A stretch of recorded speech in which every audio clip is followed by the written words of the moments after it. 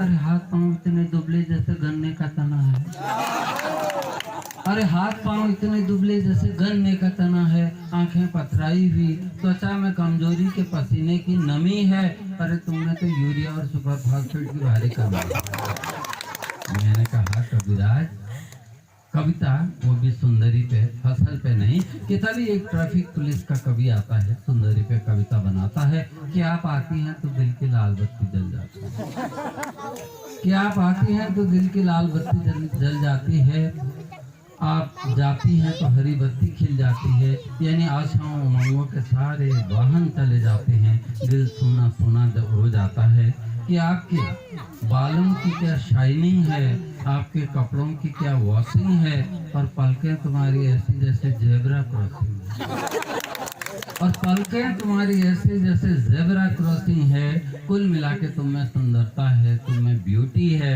मगर यहाँ कैसे खड़ी हो बेटी, मगर यहाँ कैसे खड़ी हो प्रिय, यहाँ तो मेरी ड्यूटी है। मैंने कहा पुलिस जी बैठ जाइए। कि तभी एक डॉक्टर कभी आता है, सुंदरी पे कविता बनाता है कि मर्क्यूरोक्रोम की तरह लाली लिए तेरे होंठ, मर्क्यूरोक्रोम की तरह लाली लिए तेरे होंठ, स्टरलाइज्ड कॉटन की तरह सफेदी लिए तेरे दांत, कैल्शियम की बड़ी बड़ी गोलियों से तेरी आंखें।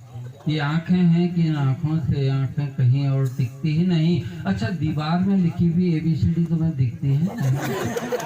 मैंने कहा आई टेस्ट नहीं कविता वो भी सुंदरी पे, आई टेस्ट नहीं कविता वो भी सुंदरी पे। बोले तेरी इस रूप राशि की सुई ने मेरे हृदय के तमाम जख्मों को सी लिया है। मगर नाखून तो दिखाओ प्रिय, तुम्हें तो पी लिया है। मगर नाखून तो दिखाओ प्रिय, तुम्हें तो पी लिया है। मैंने कहा डॉक्टर साहब कविता और वो भी सुंदरी पर। बोले तुम्हारी इस रूप राशि को देख के दिल में टीस सी जगती है। जाते हो तो जाओ, 300 रुपया देकर जाओ, इतनी तो मेरी फीस ही लगती है। डॉक्टर साहब बैठ जाओ। कि तभी एक वकील कवि आता है, सुंदरी पे कविता बनाता है। तभी एक वकील कवि आता है, सुंदरी पे कविता बनाता है।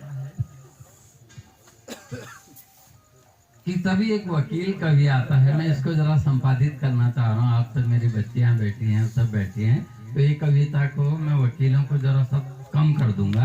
कि तभी एक वकील कवि आता है, सुंदरी पे कविता बनाता है कि कचहरी के प्रांगण में घूमते हुए, असंख्य काले कोटों को पहने हुए, लहराते हुए तेरे केस, केस दफा 302 और 307 का लगेगा।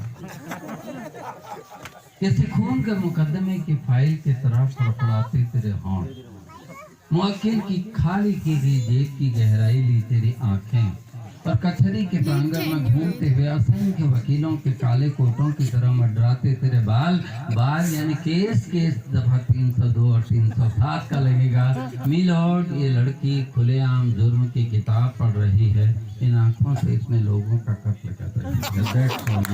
मैंने कहा डॉक्टर साहब, मैंने कहा वकील साहब बैठ जाइए। कि तभी न जाने कहाँ से का अध्यापक कवि आता है, उसके संस्कार हैं, और सुंदरी पे कविता बनाने में घबराता है। कि तुम्हें यहाँ यूं न ऐसे, तुम्हें यहाँ यूं न खड़ा रहना चाहिए, अरे इम्तहान है तो घर में पढ़ना चाहिए। गुरुजी उपदेश नहीं कविता, वो भी कविता सुंदरी पे। बोले गंगा यमुना कृष्णा कावेरी की मौजों की तरह बलखाते तेरे केस। कि गंगा यमुना कृष्णा कावेरी की मौजों की तरह बलखाते तेरे केस, और होंठों पर सूर्योदय के क्षितिज की तरह लाली है। मगर यहाँ कैसे खड़ी हो बेटी, कोई पीरियड खाली है? मैंने कहा हद है डॉक्टर माँ साहब, आप तो कविता। बोले तेरी इस रूप राशि को यह अध्यापक कवि क्या बखानता है।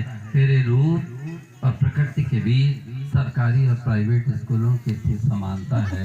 मैंने कहा गुरुजी अब तो बैठ ही जाइए। कि तभी उस भीड़ को देख के न जाने कहां से बूढ़ा चला आता है, और दूर से ही गुर्राता है।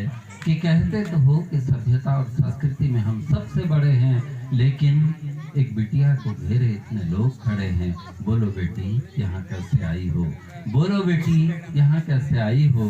क्या समाज के भ्रष्ट भेड़ियों के सताई हो, बोलो बेटी यहाँ कैसे आई हो। क्या पापी पेट की भूख से लाचार हो, या उच्च शिक्षा पाने के बाद भी बेरोजगार हो। बोलो बेटी यहाँ कैसे आई हो, बोलो बेटी यहाँ कैसे आई हो। क्या समाज के भ्रष्ट भेड़ियों के फसाई हो या दहेज के लोभी ससुरालियों से भगाई हो। बोलो बेटी यहाँ कैसे आई हो? ये समाज कितना ही भ्रष्ट, कितना ही गंदा है, लेकिन तेरा बूढ़ा बाप अभी जिंदा है। मेरे घर चल बेटी, मेरे घर चल। मैंने कहा बाबा आपकी बातों में ही आज के समाज की सच्ची छवि है, इसलिए मैं तो कहता हूँ कि आप ही सच्चे कवि हैं, आप ही सच्चे कवि।